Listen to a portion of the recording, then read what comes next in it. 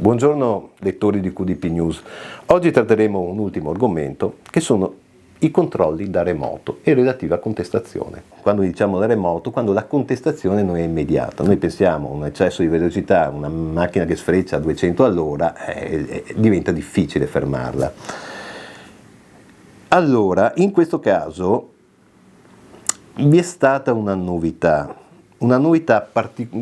che si sviluppa in due versanti. Allora, gli strumenti che devono essere sempre però o approvati o omologati possono funzionare da ora anche in modalità completamente automatica, cioè senza la presenza dell'agente di polizia, cioè fanno tutto da soli. Allora, che questi sistemi, diciamo, dove l'informatica la fa da padrona, la tecnologia la fa da padrona, in cosa consistono alla fin fine? Consistono in apparecchi che scattano una foto.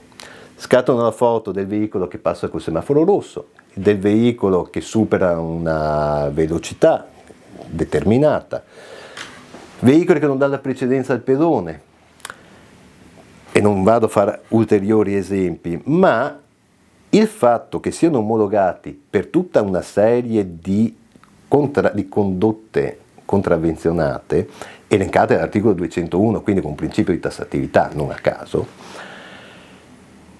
hanno una valenza ulteriore per quanto riguarda proprio la fotografia, che viene ribadito, ma c'era già prima, costituisce accertamento del fatto che il veicolo circolasse. Queste apparecchiature possono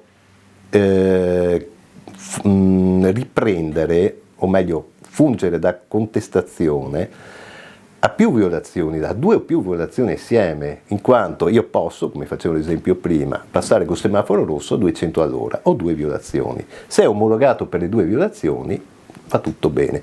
Ma quella foto dell'auto che sfreccia a 200 all'ora al semaforo rosso, il veicolo esce da una zona che è a traffico limitato.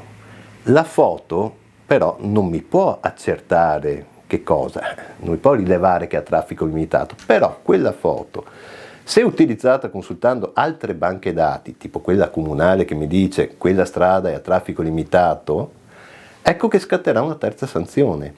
Quindi quella foto che costituisce l'accertamento potrà essere utilizzata per riscontrare altre violazioni, che sono però rilevabili solo consultando altre banche dati. La targa sospesa di quell'auto che sfrecciava, attraverso l'USD, che è altra banca dati, si potrà verificare che è una targa sospesa.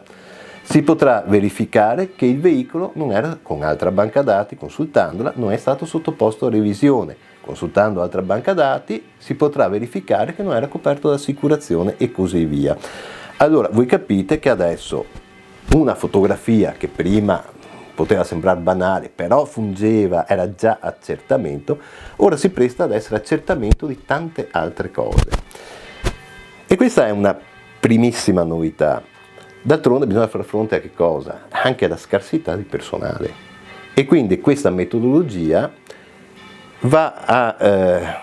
ci porta a un'ulteriore novità, che vi dico adesso, che riguarda però le autostrade e le strade extraurbane, in particolare in prossimità di gallerie, di dossi, di curve, di luoghi, diciamo, delicati, usiamo questo termine. Cos'è che si può fare? Le riprese video, non fotografie, le telecamere in questo caso, riprendono il flusso. L'accertatore che è davanti alla telecamera e vede delle violazioni, in quel momento effettua la contestazione preservando quel video. Se la violazione comporta anche la sanzione accessoria o sospensione della patente, viene comunicata a una pattuglia più vicina in zona perché la contestazione sia proprio immediata e non differita, perché si recupera che cosa? Il soggetto e si ritira materialmente la patente.